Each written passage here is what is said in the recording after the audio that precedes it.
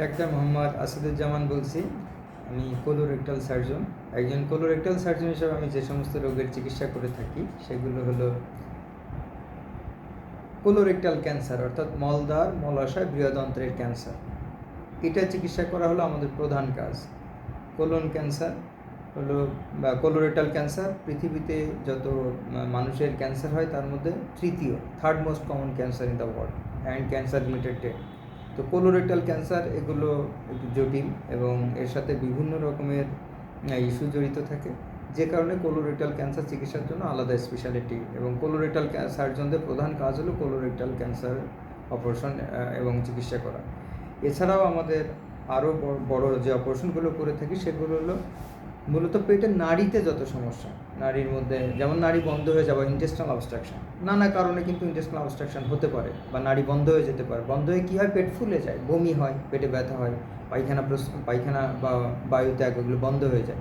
এর মধ্যে এই ক্যান্সার একটা, নাড়িতে ক্যান্সার হয়ে নাড়ি বন্ধ হয়ে যেতে পারে। এছাড়া নাড়িতে পেচ পড়ে যাওয়া বা ভলভুলাস, পেঁচিয়ে যাওয়া। তাছাড়া ব্যান্ড অ্যাডিশন যেটাকে বলো, তো একটার সাথে আরেকটা লেগে যাওয়া, এটার কারণে অনেক সময় নাড়ি বন্ধ হয়ে যায়। আর এছাড়া আছে ধরেন নাড়িতে ছিদ্র হয়ে যাওয়া বা ইন্টেস্টিনাল পারফোরেশন, সেখানেও কিন্তু পায়খানা বন্ধ হয়ে যায়, বায়ুত্যাগ বন্ধ হয়ে যায়, পেট ফুলে যায়, পেটে ব্যথা হয়। হ্যাঁ, আর অন্যান্য অপারেশনের মধ্যে আছে যেমন মলাশয় বের হয়ে আসা বা রেকটাল প্রোল্যাপস, আর পাইলস, অ্যানাল ফিশার, ফিস্টুলা, এইগুলো হলো আমাদের কোলোরেক্টাল সার্জনদের অপারেশনের বিষয়বস্তু। এছাড়াও আরও অনেক ডিজিজ আছে যেগুলো আমরা চিকিৎসা করে থাকি। এর মধ্যে আছে যেমন আলসারেটিভ কোলাইটিস বা ক্রনস ডিজিজ। প্রেগনেন্সি, মহিলাদের প্রেগনেন্সিতে এই যে কোলোরেক্টাল যে প্রবলেমগুলো হয়ে থাকে, পাইলসের সমস্যা হয়, অ্যানাল ফিশারের সমস্যা হয়, এগুলোর চিকিৎসা আমরা করে থাকি।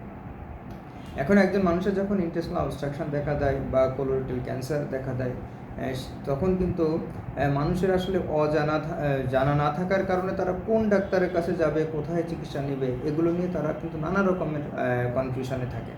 এবং এই কনফিউশন দূর করার জন্য আসলে আজকে আমাদের এই ভিডিও বা এই মেসেজগুলো মানুষের কাছে পৌঁছে দেওয়া, যে তারা যেন বিভিন্ন জায়গায় ঘোরাঘুরি না করে। অনেক সময় দেখা যাচ্ছে যে বিভিন্ন ক্লিনিক বলেন বা বিভিন্ন হসপিটাল বলেন, সেখানে যে তারা সময় ক্ষেপণ করে বা সঠিক চিকিৎসা পান না। তো এই জন্য এগুলোতে যে একজন মানুষের পেট ফুলে গেছে, পেটে পায়খানা বন্ধ হয়ে গেছে, বায়ুত্যাগ বন্ধ হয়ে গেছে, বমি হচ্ছে, এরকম সমস্যা হলে আসলে কোথায় যাব, এগুলোর জন্য কালক্ষেপণ না করে অবশ্যই আপনারা আমাদের এখানে চলে আসতে পারেন। আর এখানে